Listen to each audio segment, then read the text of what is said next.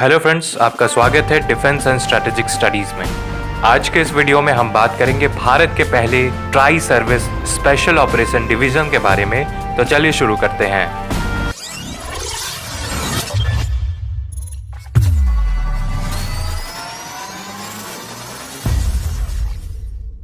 सन 2012 में farmer bureaucrat Naresh चंद्र की अध्यक्षता में 14 मेंबर वाले टास्क कमेटी ने भारत सरकार के सामने प्रस्ताव पेश किया था, जिसमें उन्होंने कहा था राष्ट्रीय सुरक्षा के लिए उभरते हुए खतरों का और भी प्रभावी तरीके से सामना करने के लिए 3 खास तरीके की ट्राई सर्विस डिविजन्स को स्थापित करने की आवश्यकता है, जिसमें पहला साइबर डिवीजन, दूसरा स्पेस डिवीजन और तीसरा स्पेशल ऑपरेशन डिवीजन शामिल था।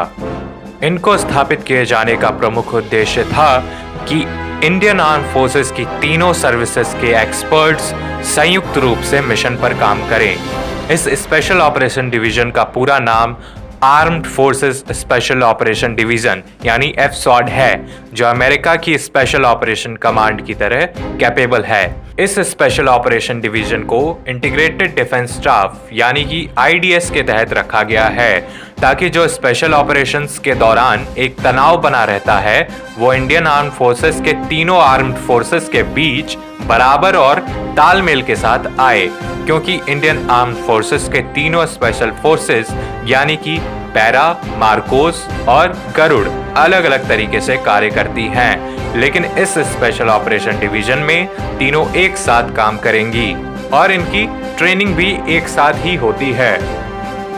और ये डिवीजन देश के आंतरिक हिस्सों के साथ साथ देश के बाहर भी आयोजित होने वाले सभी स्पेशल ऑपरेशंस के लिए जिम्मेदार होती हैं। इनके मिशंस में स्ट्रैटेजिक आइसोलेशंस को टारगेट करना, आतंकी गतिविधि जैसे हाई वैल्यू टारगेट्स को एलिमिनेट करना और साथ ही दुश्मन की वॉर फाइटिंग कैपेबिलिटीज को विकलांग बनाना शामिल है।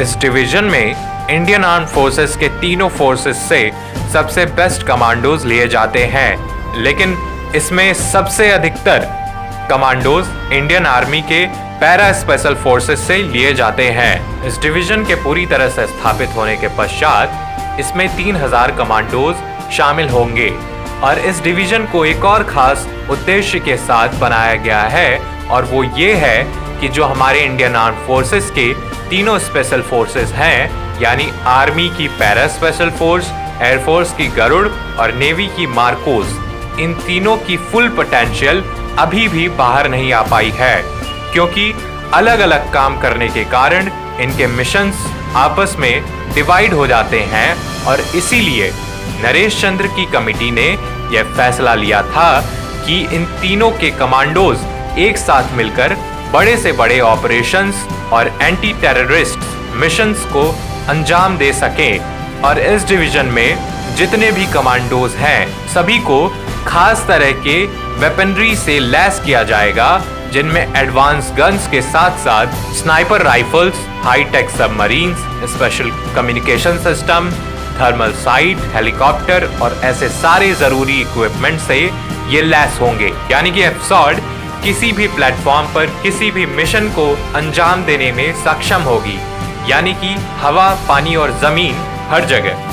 तो आपको बता दें कि एफसॉड के पहले हेड के तौर पर मेजर जनरल AK ढींगरा को नियुक्त किया गया है।